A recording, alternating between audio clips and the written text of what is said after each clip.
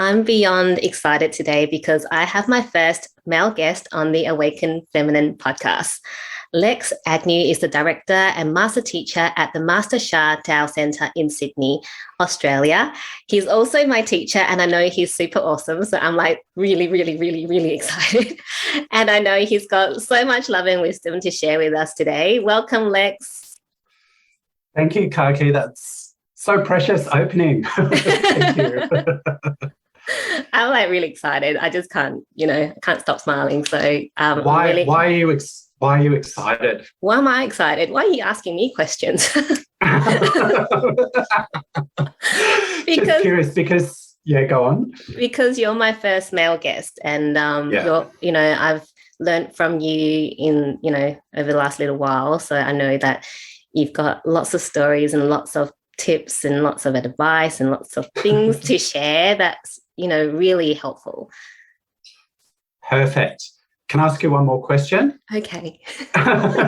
Just one. I guess I was just sharing with Kaki before I started. I said this is my first formal interview, obviously sort of spoken in many situations, but this is my first formal, that's very exciting for me. And then Kaki saying, well, you're going to be the first male to join the session as well. I went, yeah, that's wonderful as well. But I'm curious because what was it in obviously we did a workshop not so long ago, Kaki. What was it that you said, okay, yeah, Lex is the first male? That just gives me a bit more context. Yeah, because I can't remember what we were talking about, but you were talking about your mission is really to help men awaken their feminine. And I went, perfect.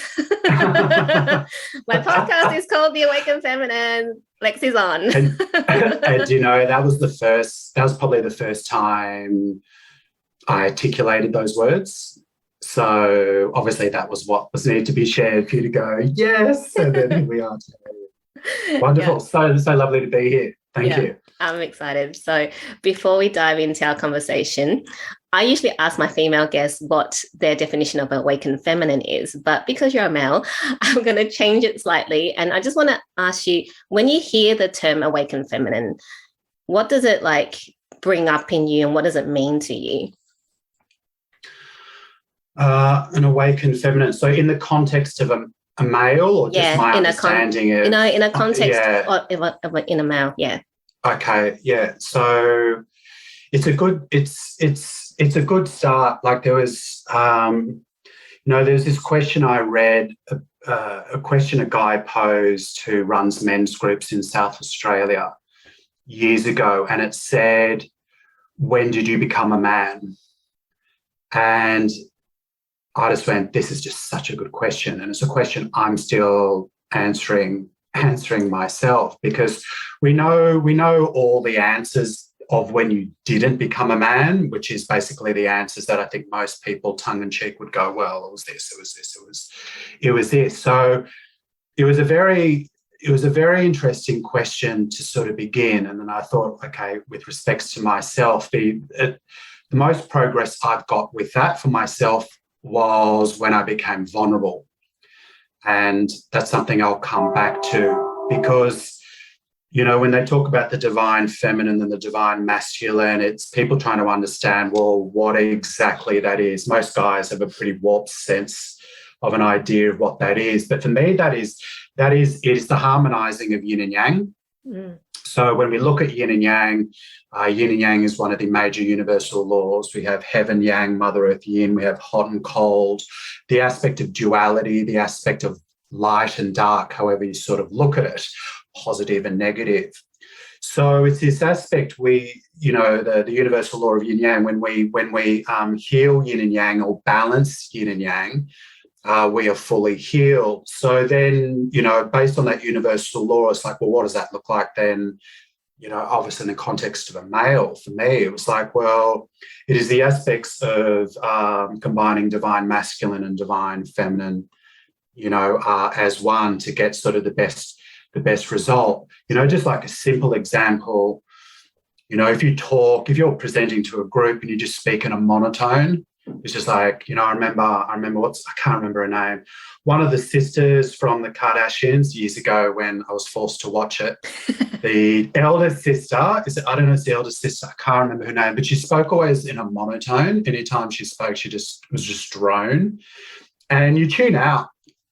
You absolutely tune out in that respect. So it's this aspect of when you talk loud, you talk softly, excite, all of these aspects. It's this aspect of bringing in the yin and yang.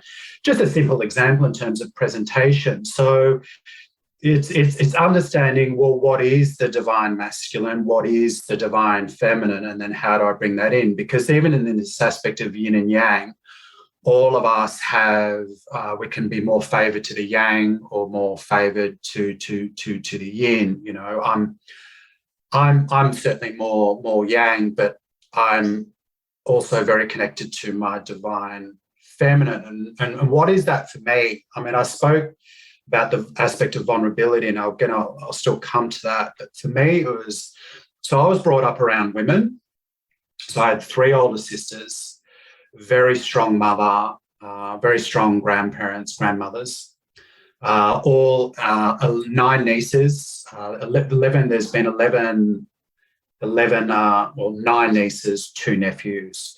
So all girls, we're breeders of women in my family, even all the animals, girls. Wow. So, and then I wanted 2 girls. When I had kids, I said, I want girls. I said, I don't relate to guys. Not that I'm still a very blokey bloke, because I'm a male, but I'm a builder. I'm a tradesman. My father was a very strong male figure, but not your typical Australian, the drinker, sports watcher, and all of that. I was very sort of strong, and that probably balanced me amongst this overloaded sort of females. But obviously I understood women a lot more, and what would bore me is the ego conversations that men would have. Basically, men, when they come together due to their insecurities, generally speaking, it just comes down to sort of sledging and big noting, which is just full stop, total insecurities and self-love issues for most men. So I understood women a lot, but it gave me whilst I had a strong father and obviously all my friends, and was doing very much male things, I guess being a builder in some respects, not that it's black and white like that, but it was just observing how women work. They talk, they express themselves, and as a result of expressing themselves, you hear yourself talk, you listen to it. Just by doing that, one can progress, I guess. But it's that aspect of how females hold space for other females to share and offer support to help them to progress. Men are not allowed to do that. You're gay or you're soft, whatever the usual taglines are to men to be able to express their emotions, or it's shown as a sign of weakness. But this is where I guess it all gets really, really messed up in terms of how men operate, because to be honest, men need so much help at the moment. I think men in certainly Western cultures are completely lost. So then coming back to where I started, this aspect of being vulnerable. Becoming vulnerable was the aspect of letting go of the ego and being completely exposed, which is, for me, the breaking down of the walls of the spiritual heart. So, you have a fight with someone, you have an unpleasant breakup or something happens. What do? We go into a defensive position and disconnect ourselves from whatever it is, whether it's a relationship, a boss, or an unpleasant experience. We go through that process of disconnection. So the aspect of becoming vulnerable was that part of dismantling the defense. Guys do all the weights, all of this stuff, and that's just to protect their heart because they've been hurt in any respect. Some, be it relationships, whatever it is, have been hurt. So it's this aspect of going, well, I'm going to break all of that down, let it go. And then the aspect of sharing, the aspect of being able to cry, the aspect of being emotional, the aspect of basically telling the world exactly what is going on rather than me still hiding and that's been very, very powerful, because I just very happy to publicly go, this is me, this is who I am. That then put me in a position where I almost feel naked to the world. It's like, this is who I am. And I come to this point of acceptance and love to who I am. This is who I am. Yeah, it doesn't matter. It's not about comparing and going, well, I'm the best, this or that. It's coming to that place of love and acceptance for self and going, I'm cool with who I am. I'm okay, even though I might have such shortcomings. I'm okay with that. And then showing that to the world. So that really dismantled the male aspects that I think a lot of men are boxed in with at the moment. So the aspect of becoming vulnerable allowed this aspect of me moving more into my divine feminine, and now it's an aspect of bringing it all together, having that.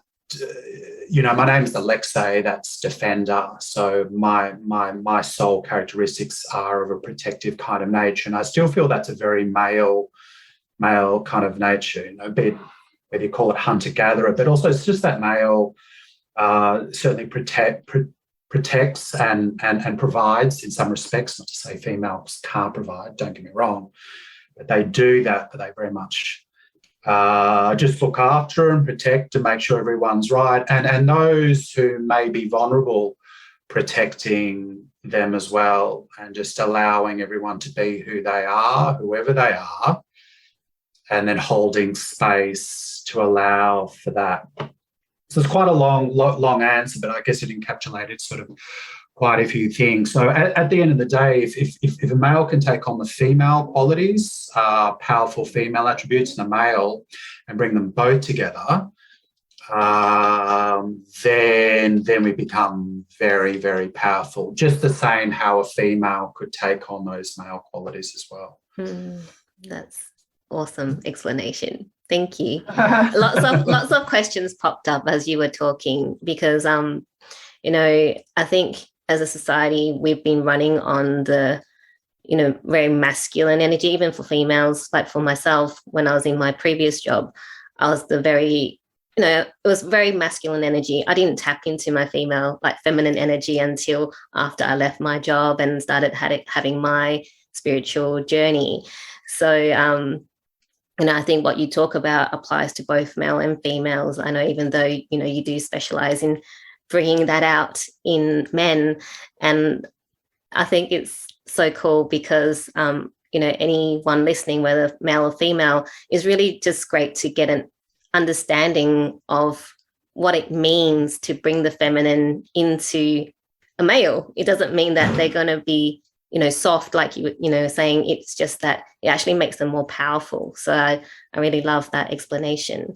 I want to ask you, Lex, why do you believe that men have somehow morphed into this being that doesn't know how to tap into their emotions, and it's all ego talk? Because when I was talking to one of my guests before, and she was saying, back in the days when her granddad and his friends, they were quite open with their emotions. I think her grandfather passed away, and she was still in touch with her grandfather's friend, and he was going, I loved him so much. It was okay to express their emotions.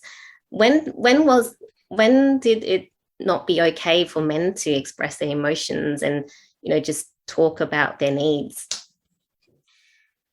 Yeah, well, I guess if you look at sort of the men's circle, and there's always been men's circles in many traditions throughout the ages, but wherever you look, and obviously men came together, sat in a circle and shared whatever they shared. They chanted, they shared whether they talked on a personal nature in those circles, who knows? But it was very much, there was just a sacredness of men coming together. And I definitely believe, particularly with men's insecurities at the moment and all the stuff that they're going through, even if women are around, that may affect how they share and what happens. And hence why I'm sort of just starting up to sort of do that group and that kind of service. Who knows? Like, who knows? I mean, you could just say, Western cultures, the money. I think when money came into things and money started to get prioritized, I think was a lot of the downfall. Distractions. I guess it's the distractions, why the distractions come about, but it's the whole distraction of work, the distraction of money, and just so many distractions why men are getting lost. So it's not a question I think I could answer, 𝐶𝐞𝐱, in terms of when, but I think it's the advent of the distraction. What is that? That is the breakdown of community. It's sort of when you look at society the way it is. Many have spoken to have a city versus communities of 1,000. Just the formula doesn't work based on the interaction, and just, if you've got a small community, it's like everyone knows everything. So it's a lot harder to get away with doing not so good things. But if you're in a big city, you can get away with it. And, if you're in a city, well, then that could mean that people can't connect to the land. This aspect of, if you have land and you grow your own food, then you have a connection to that. You have your own animals, then you're in this space of gratitude. You're in this space of connection. But as Western culture has just created disconnects, it's like my mum. I'd say to my mum, why don't you grow veggies and do that stuff again? She goes, no, darling, I grew up at the chicken coop, vegetables. I'm loving this Coles experience, Woolworths. And I go, okay, I get that. But what I'm observing is how many disconnections are being created in our life, which effectively is our undoing. We've been disconnected to the land, disconnected to growing food, disconnected to raising animals, all of these natural aspects of our humanity that has been removed, and then we've then become dependent. Dependence. It's like, even, I was just thinking, you used to incinerate everything. You used to have no rubbish, right? You would burn your green stuff or break it down, or you would incinerate because there was no packaging or plastics. Now we're spending money to have bins for stuff to be collected, picked up by people, and we pay it in our rates.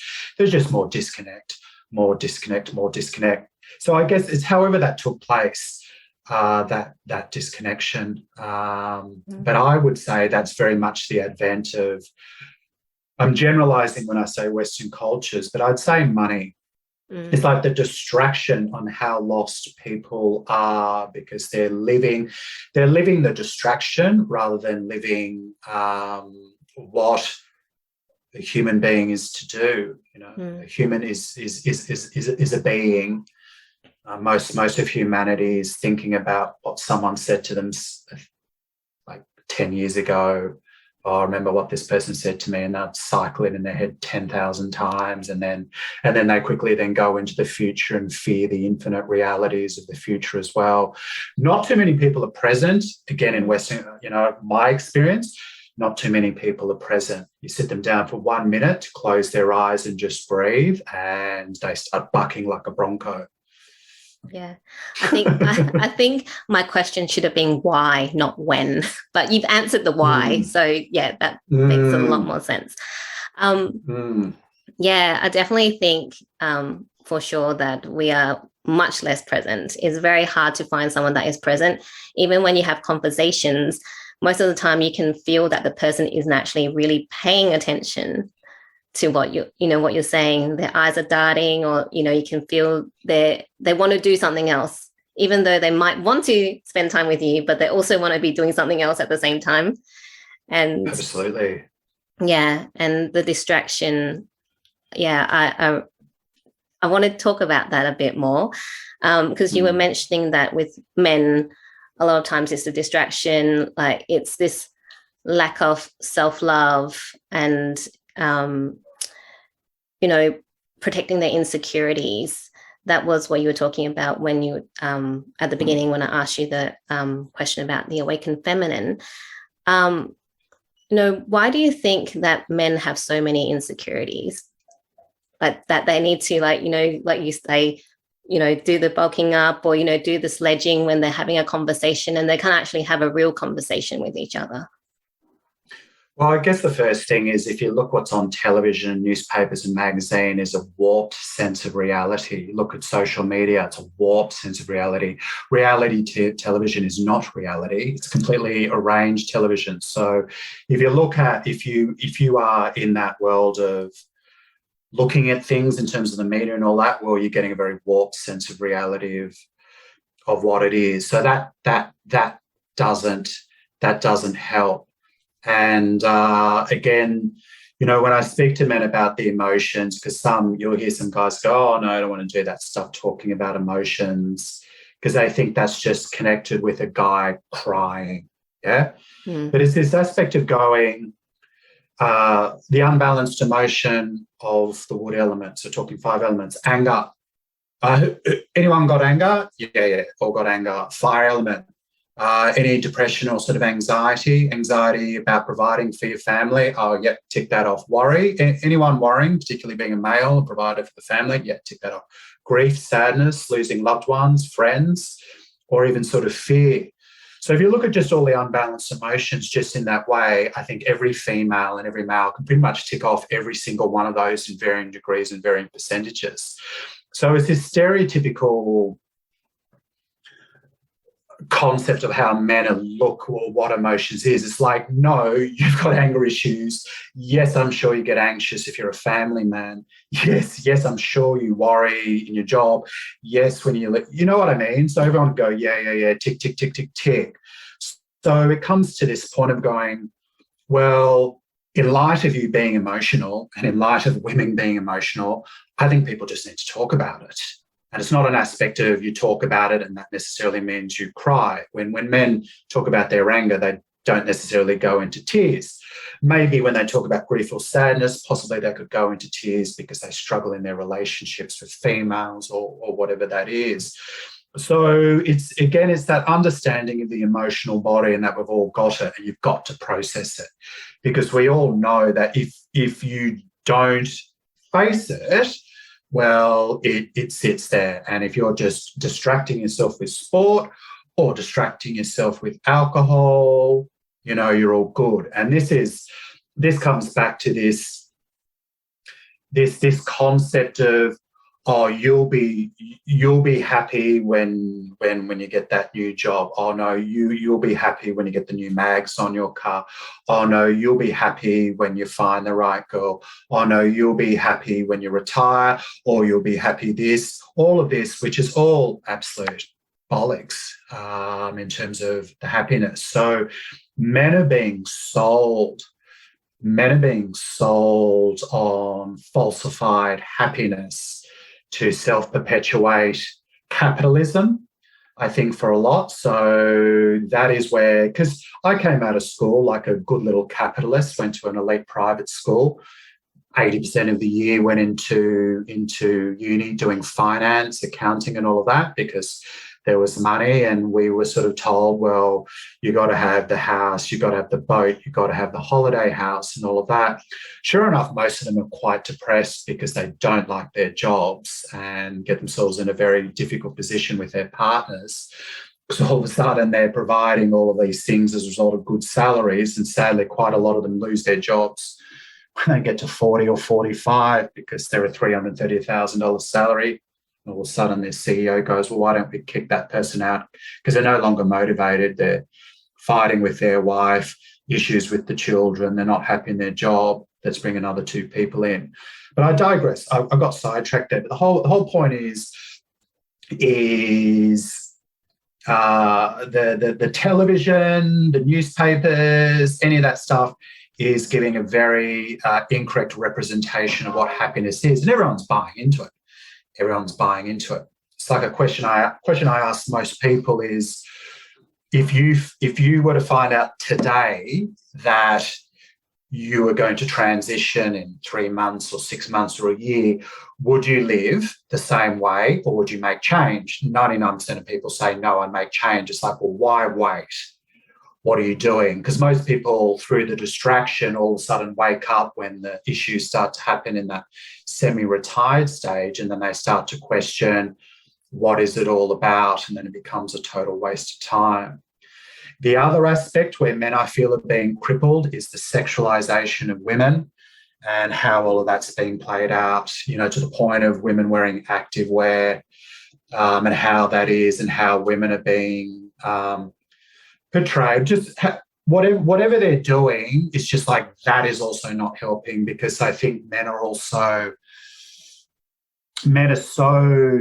caught up, so sexualized, like, you know, men with this whole aspect of sex really, really, really struggle just from a hormone perspective, and that whole, just every aspect. One, and it doesn't help what society's doing to keep men sort of on track, and men don't understand that their seed or their sperm, the body takes phenomenal energy and spiritual energy to create it, and men are being extremely impacted with this aspect of losing their seed a lot, which is one of my big concerns for men, you know, for men as well, you know, because I remember my brother-in-law to my older sister, ex-brother-in-law, you know, and this is when I started dating. He was a really, really good-looking guy. We were just talking. I was probably had the first girl come over to our house, my parents' place at that time. I don't know how old, it was maybe 16, something like that. And he said to me, he said, oh, Lex, you know, if you want to get a really nice girl, you can't sleep with heaps of girls, because when a nice girl comes along, she'll just go, well, no thanks. You've sort of slept with everyone, you know.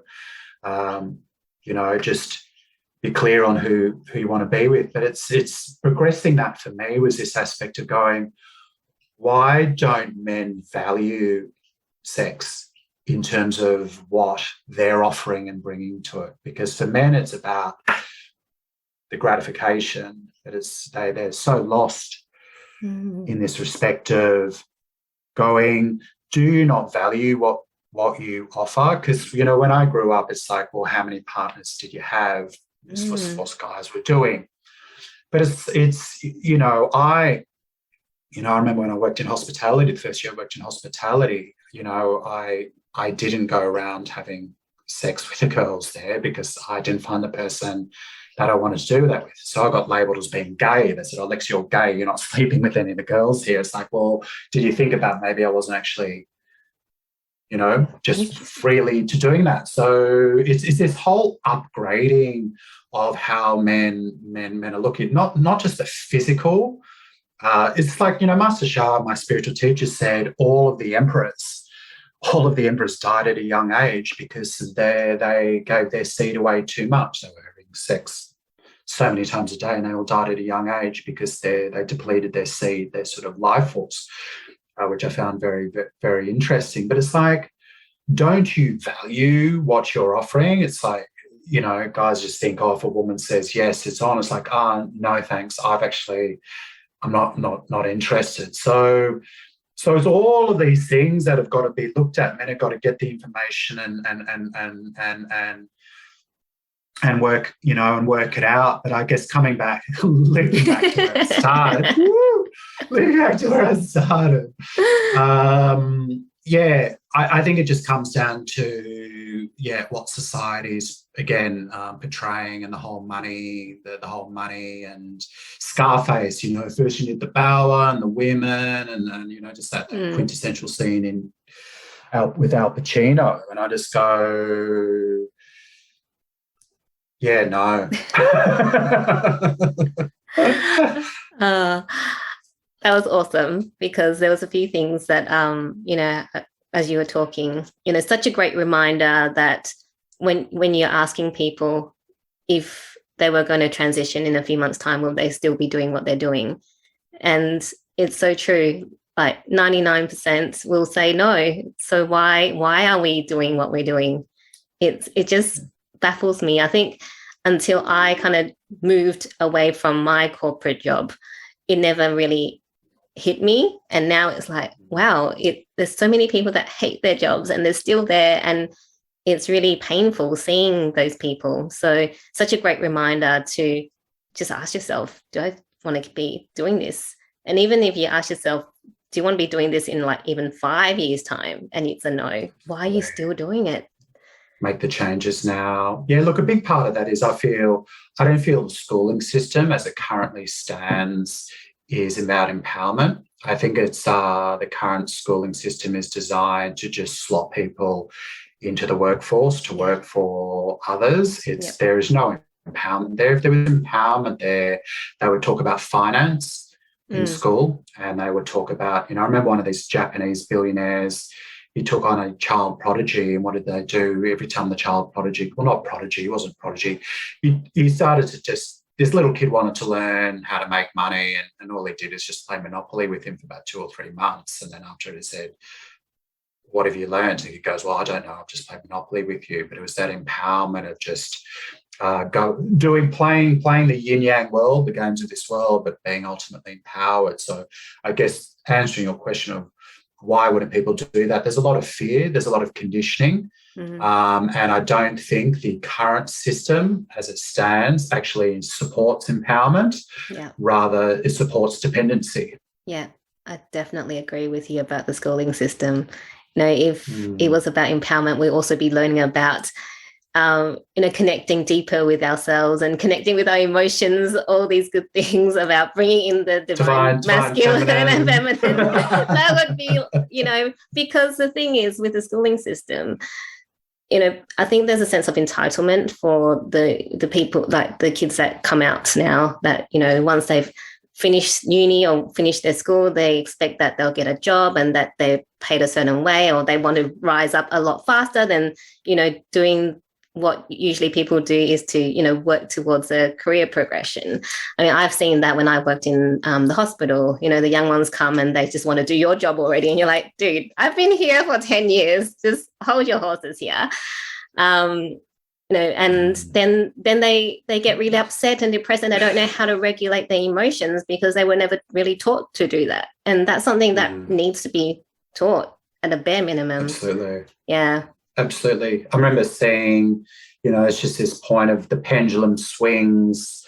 The pendulum is now on another side where you can't say anything that's negative to a child. And I go, well, how are you possibly preparing? It was like, all of these kids swimming in the swimming class, and the instructor's got to go, oh, yeah, no, you all did really well. But no, in reality, Jonathan did really well.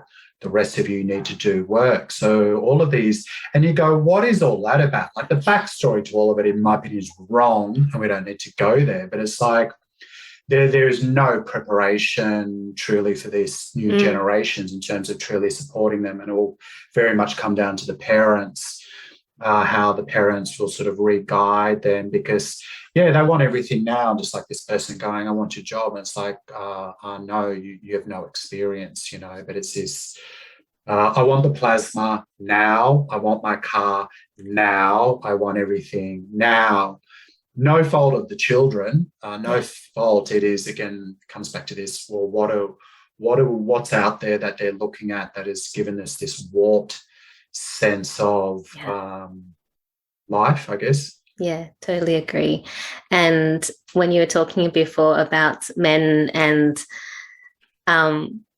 sex, what that perspective was just so different, because you're like, well, don't they value what they have to offer? As a woman, I would never even think that would go through a guy's head, because societal programming, you watch TV, or even your friends around you is all about, oh, how many girls have you had sex with, da, da, da, da. And for you to go, well, I value myself, I value what I have to offer. I just love that perspective. And I think for men and women listening to this or watching this, they'll be like, oh, never thought of that. For a guy to go, actually, I have something to offer as well, not just a woman. I love that. I really do. Such an interesting perspective. I want to ask you, you talked about vulnerability before.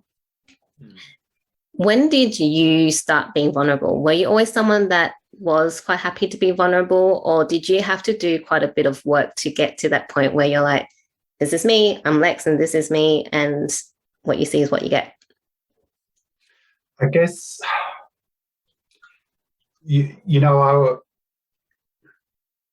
I wouldn't say I was introverted. I wasn't that way. It wasn't. When I was comfortable, I would come out of my shell. Otherwise, I'd sit and watch. So I was more interested in observing, and as a result of observing, I learned a lot because I watched. But then when I was ready, then I would sort of come out. In terms of being vulnerable, I guess usual things. I lacked, confidence. I think, my father's got a video of me. He was filming me at my parents' farm, and I might have been 11 or 12, and I was twiddling my thumb, sitting on a stump, talking to myself, and Dad's filming me and going, "Oh gosh, I'm not sure what's going to become of my son." When he was looking at me, he was just going, "Oh, maybe if he just becomes a carpenter or just a tradie, that'd be wonderful." But I think my father looked at me and was going, "Oh, I'm not sure how Lex is going to go," only because I took no interest, I think, in school. I've had a good teacher. I took interest. Otherwise, my soul, I think, just went, this is not something I was. But then when I got into whatever I got into, I was, like anything, when you become interested, well, then you involve yourself. So I never perceived myself as a confident person. I was always kind of middle of the road, not the bottom, but kind of always middle of the road.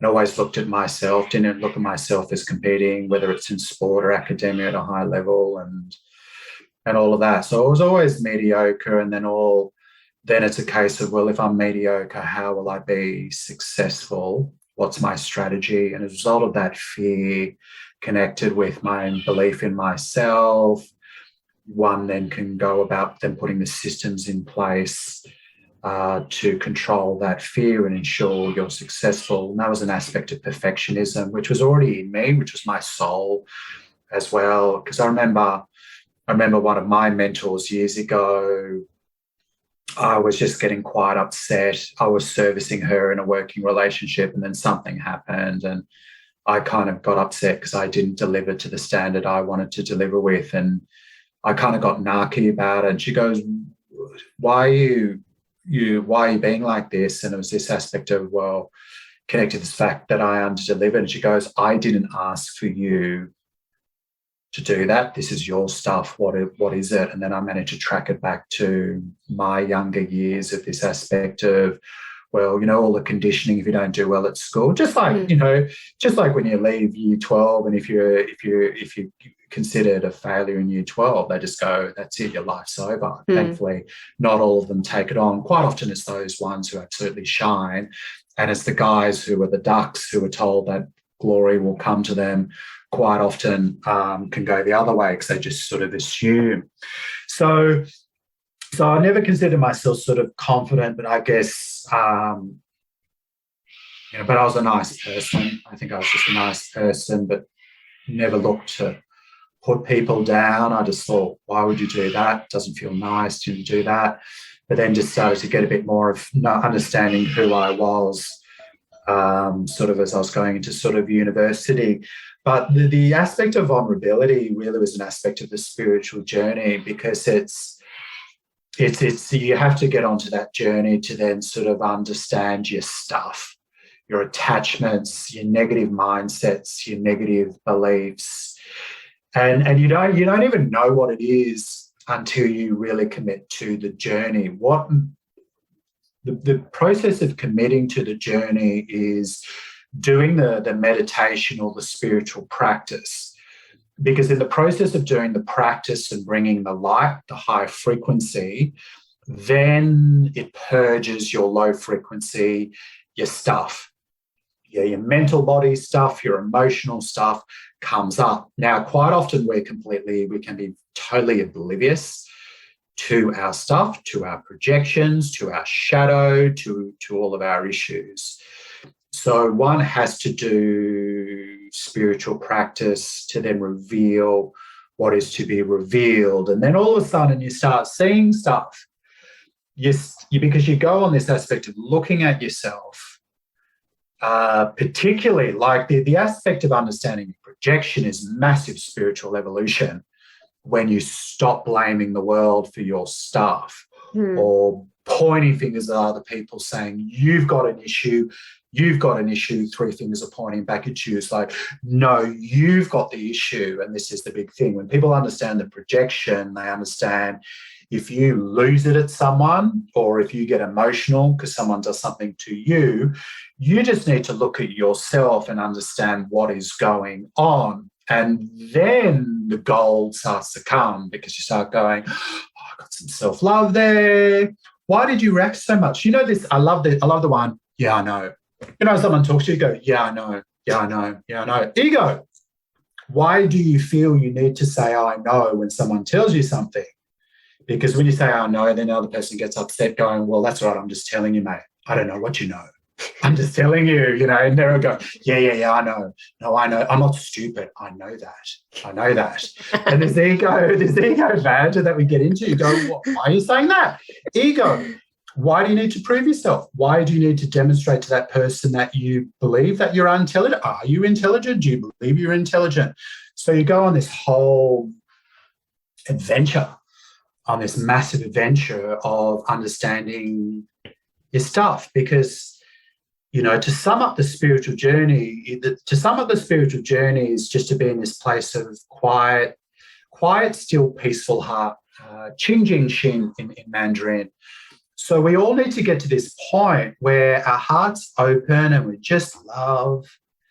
And no matter what is exploding around us, no matter what comes towards us, we respond to every situation with sort of love and compassion and forgiveness and service. So that's the totality. That's the whole aspect of the spiritual journey.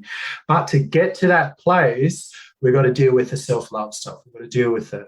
We've got to deal with a lack of confidence. Why am I lacking confidence? Why am I reacting? Why am I reacting this situation? Why does this situation get charged? Why do I get charged when someone says that to me? Why do I always get charged when I've got to do the monthly report? Whatever it is. So we've just got to, every time we get charged, we've got to see it. And that can come through the practice, which also comes through, this whole sort of spiritual journey. I don't remember what your question was, 𝐿𝐿𝐿𝐿. I kind of figured that out. But what you were talking was awesome because, I think people need to hear that. I asked you, were you always vulnerable or did you, how did you get there? Yeah, so I guess I went about that in a very roundabout fashion. So the vulnerability very much is something that's probably happened over the last 5 years, where I just got to this point where I started to apologize a lot.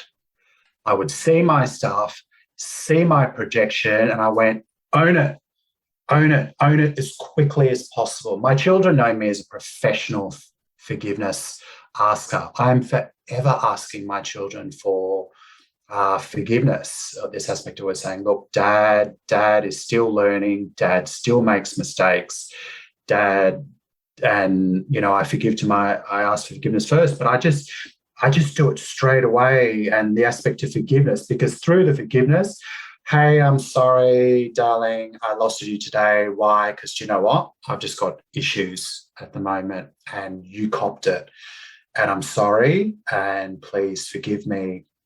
So the aspect of, it's interesting because this is helping me focus on it. There's this aspect of then understanding my projection, understanding my stuff, knowing when I'm not being right, then understanding that, then in the process of forgiveness, apologising. I run the Sydney Centre and I'm forever apologising to people for how I'm not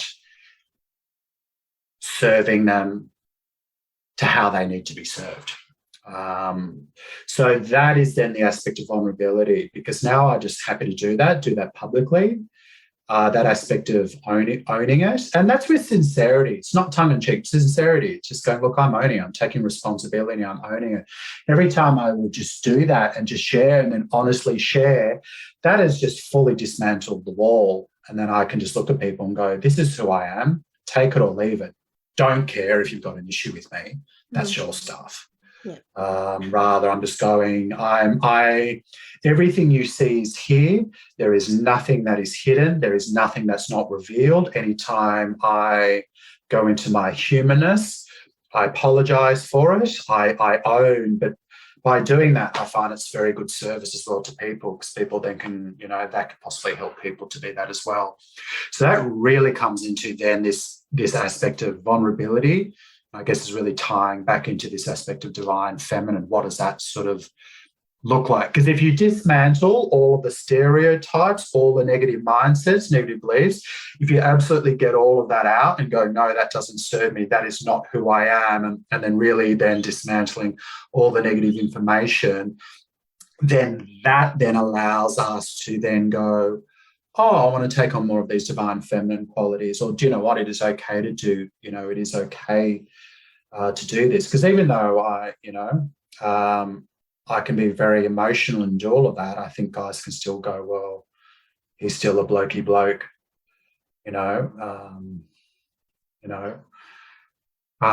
man. And this is, it's in terms of how I talk to men, it's because my second question to men is not only when you become a man, which is obviously the aspect of bringing in the divine feminine, coming back to that, but I just go, who is your, who do you look up to, and why? Because it's like, if you're an emotional man, if you're angry, a lot of men are angry, or you're emotional, or you've got all that bravado, well, you're not grounded. If you're not grounded, you're not together, and you're going to make irrational decisions. So it's like look at a heavens general, look at a general, look at an admiral. They keep their cool. They're completely cool. They're balanced. Not to say things aren't going on, but it's this aspect of in adversity, can one remain grounded and balanced and hold space and then make decisions from a grounded place? Because most of humanity are making decisions from their place of their ego, or from a place of emotional imbalance or selfishness. Hence, they're making wrong decisions, and hence this self-perpetuating misery sort of continues. So, yeah, it's just something I wanted sort of to again, this coming back to this aspect of understanding emotions, and it's more we as human beings want to live from a place of being grounded, because when you're emotional, you're in the past, you're in the future, you're in your ego, you're not in your high self. But if you're grounded, well, then you'll make decisions that are most aligned with your higher self.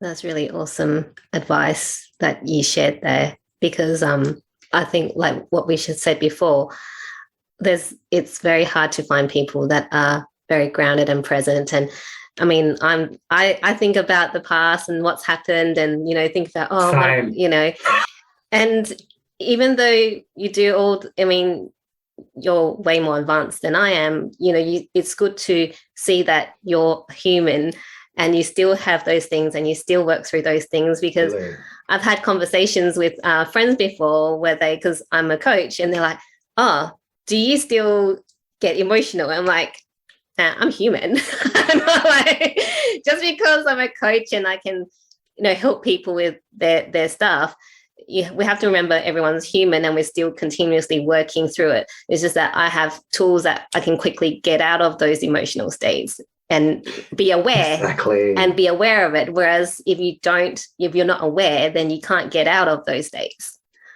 Yeah, exactly. This is, again, a misunderstanding of what people think the journey is, because it is, yes, finding the tools, finding the wisdom, finding the tools, finding the practice, and getting better. So you would say, okay, take a person, for example, how much of the time are they in thought? How much of their day are they breathing and really present, feeling the connection to all things? So the journey is about tipping the scales to the point where you are present 24/7. When you read, awesome books of Eckhart Tolle, Power of Now, this aspect of you're in the past or future, you're not present, and there are realities that don't exist. Absolutely. And if you're in the past and future, you can be in ego, be aware that you are then manifesting those negative realities for you. This is the thing, people don't understand the manifestation. You are manifesting your thoughts, words, and actions in every moment, whether you choose to be manifesting at the moment or the moment. This is where people got to get the big picture of what it is to be human, what it is to be a human being, and that we're manifesting I've just totally lost my train of thought. Can you just bring me back on what we were just saying, 𝐿𝐼? Can you just bring me back? I think I've lost my train of thought. I know we were talking about being present and being aware. How we need to be aware to be able to actually that's right. make changes. Yeah. So is that comment of that girl saying, well, do you not? So it comes back to we're just improving in being more present, and we're improving in every moment. If you're on the spiritual journey, the core focus is with your thoughts, words, and actions. With every thought, with every word you speak, with every action you take, is it of love, of positive service, or is it of greed, selfishness, or negativity? So, and it's a case of just getting better at that every day. So it's like for myself, it's like, don't worry, I still spend a lot of time in thought, but it doesn't impact me. I don't have the thoughts. It doesn't impact me like it did 10 years ago. If I get emotional, I change it very, very quickly. If I get emotional, I stop. I don't project. And then I go in, why am I getting emotional? What's coming up for me? Right, target it, heal and transform it in spiritual practice. So it's having those tools. So it is an ongoing, I guess the summary is it is our evolution is ongoing, becoming a better person, being more present, and living more with love, living more from compassion in every moment. But that's the spiritual journey, which maybe, who knows what your viewers are, whether that's it or whether they're just tuning into bits and bobs, who knows? Yeah. Like, so I'm looking at the time and there's so much more questions that I want to ask you. So maybe we need to do a round 2. Yeah, awesome. Yeah. Awesome. But yeah, thank you so much for sharing your love and wisdom with us today. I want to ask you before we wrap up, what's something that's setting your soul on fire at the moment? Positive way. If you want to do a negative, that's fine. No. It's just no, she's talking positive. It's the awakening that is taking place. Now, when you look at COVID and what COVID has done for humanity, so COVID probably has impacted the world in a way that the world hasn't been impacted in such a way, possibly full stop. You'd probably think about maybe the bubonic plague years ago when the world was being impacted. So it's been impacted in a very big way. Now, is it positive or negative? Well, there's success and failure that happens simultaneously. So we know the negatives, people getting sick. We know the negatives, people losing jobs. We know the negatives, people, their livelihoods are changing. Look at the positive. Look at the positives. Distractions are being removed. There's been fathers who have been forced to go home, but as a result have re-established a connection with their children or family. Maybe not re-established, maybe established. And all of a sudden they're going, wow, I've never had the opportunity to be with my kids because I've always been working, thinking that's the right thing to do. And they're all of a sudden waking up going, wow, do you know what? I love family and loving my children. There's a wonderful scenario, and may make different decisions when they go back to work. You are having people who are forced to look at their life because they don't have the sports game, the AFL, they don't have the pub, they don't have dinners, they don't have distractions. So they're forced to have a hard look at themselves. There are cases where it's not good because some people could not face themselves. And on the other hand, others are loving it because as a result of distractions being removed, they're forced to look at themselves. And whether you perceive it as good or bad, whether people are having a good experience or bad experience, ultimately, from a spiritual perspective, the removal of humanity's distractions is the ultimate. Whilst painful, it is a purge that ultimately needs to happen to us because it's a recalibration and understanding of who we are. Because to tell you what, life isn't about working and buying stuff. Mm-hmm. Buying stuff. Because, most people spend their entire lives paying off a mortgage. What? Shelter. You're spending your whole life paying off shelter. Mm. You are distracted by money and thinking that the more stuff you have, that is happiness or will bring you happiness. There's the distraction. Alcohol, the distraction. Sport, the distraction. That's not to say you cannot have a drink. That is not to say you can enjoy sport, but it is more, is that distracting you from looking at who you are and bettering yourself as a human being? So whilst we are in, from some people's perspective, troubling times, from other people's perspective, I go, these are very, very good times, because this is the ultimate awakening of humanity who are lost. We live in a world of where people don't have a connection with source or the creator, and we live in a world where money for many people is God, and that's really out of whack. So what sets my heart on fire is this phenomenal awakening of humanity, people working out who you are.